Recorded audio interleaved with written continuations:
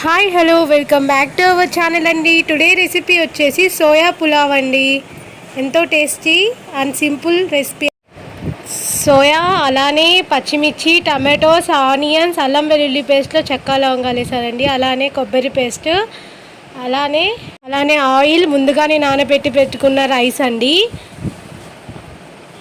Next pan పెట్టేసి అందులో onions అలానే పచ్చిమిర్చిని యాడ్ చేసుకోవాలండి. అవి బాగా గోల్డెన్ కలర్ వచ్చేంత వరకు వాటిని ఫ్రై చేసుకోవాలి.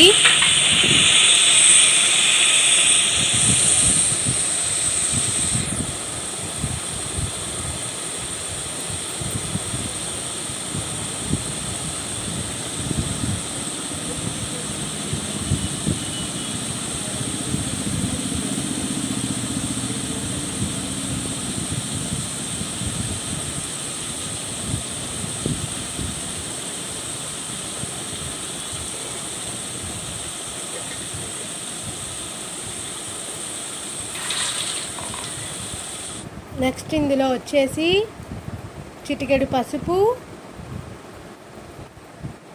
అలానే కారం, తగినంత ఉప్పును కూడా యాడ్ చేసుకోవాలండి. వీటిని యాడ్ చేసుకోవాలండి. వీటిని బాగా మిక్స్ చేసుకోవాలి.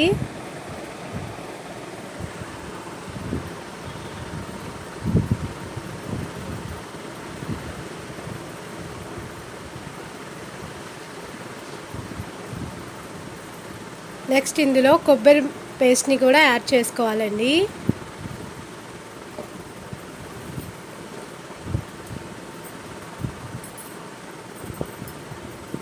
ఇది కూడా పచ్చి వాసన పోయేంత వరకు బాగా వేయించుకోవాలండి. వీటిని కూడా బాగా మిక్స్ చేసుకోవాలండి. ఇవన్నీ కూడా మసాలాలు కూడా బాగా వేగిపోయి ఆయిల్ అంతా పైకి వచ్చేంత వరకు వేసుకోవాలి. నెక్స్ట్ హాట్ వాటర్ తీసుకొని ఇందులో సోయా బాల్స్ని యాడ్ చేసుకోవాలండి.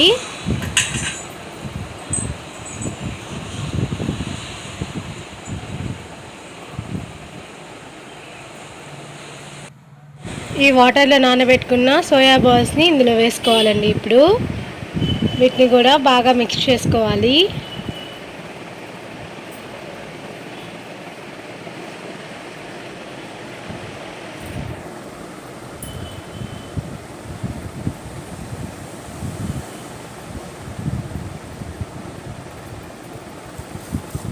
నెక్స్ట్ ఇందులో కొంచెం ఫ్రెష్ క్రీమ్ని కూడా యాడ్ చేసుకోవాలండి.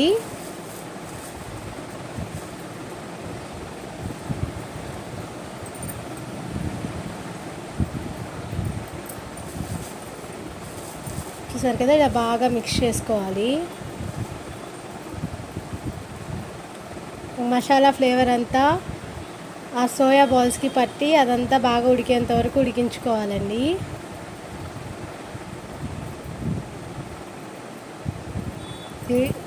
మేము 2 కప్స్ ఆఫ్ రైస్ తీసుకున్నామండి. దీనికి 3 కప్స్ ఆఫ్ వాటర్ని యాడ్ చేసుకోవాలి. 3 కప్స్ ఆఫ్ వాటర్ని యాడ్ చేసుకుందాం. నెక్స్ట్ వాటర్ బాగా బాయిల్ అయిపోయినాయండి. ఇందులో మేము తీసుకున్న 2 కప్స్ ఆఫ్ రైస్ని యాడ్ చేసుకోవాలండి.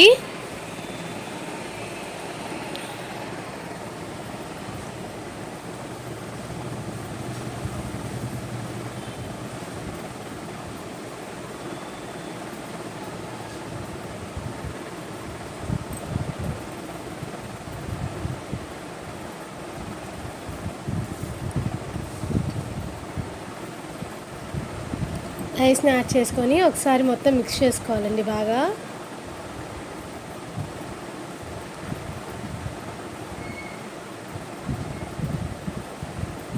మూత పెట్టి సిమ్లో పెట్టాలండి. నెక్స్ట్ చూసారు కదా, ఇలాగ రావాలండి.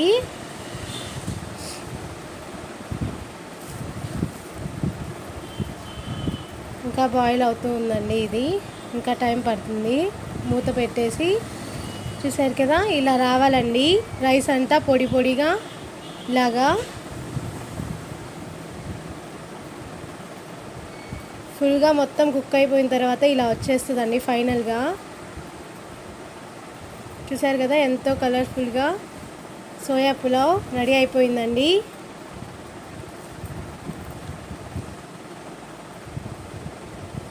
ఈ పులావ్కి కాంబినేషన్ వచ్చేసి ఆలూ కర్రీ అండి. దాంతో సర్వ్ చేసుకుంటే ఎంతో టేస్టీగా ఉంటుందండి. అంతేనండి, సోయా పులావ్ రెడీ అయిపోయిందండి. మరిన్ని వీడియోస్ కోసం మన ఛానల్ని లైక్ చేయండి, షేర్ చేయండి, సబ్స్క్రైబ్ చేయండి.